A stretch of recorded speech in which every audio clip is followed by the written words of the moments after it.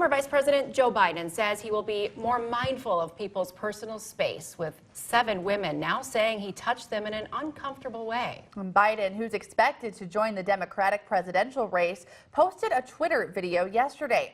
Now, KIMT News 3's George Mallet has been looking into Biden's difficulties and joins us now with more. And George, you've covered Joe Biden quite a bit throughout your career. And interestingly enough, it started when I was a student at Biden's alma mater, the University of Delaware, and I was dispatched to Washington to write a Day in the Life of Joe Biden piece for my college paper.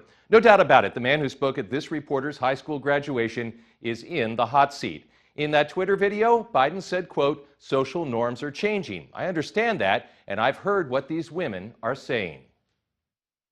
The coming month, I expect to be talking to you about a whole lot of issues, and I'll always be direct with you. I get it. I hear what they're saying. I understand it.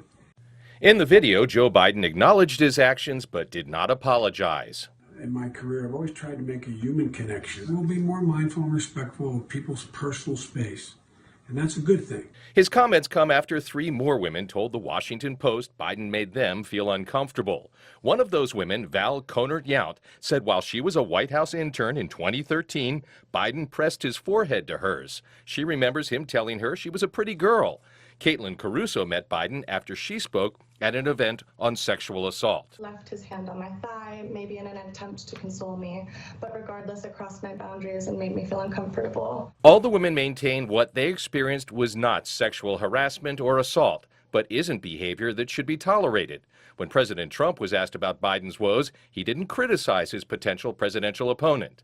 But the controversy may have exposed a generational rather than political divide. We're all affectionate. Like I would hold you like that or something like that.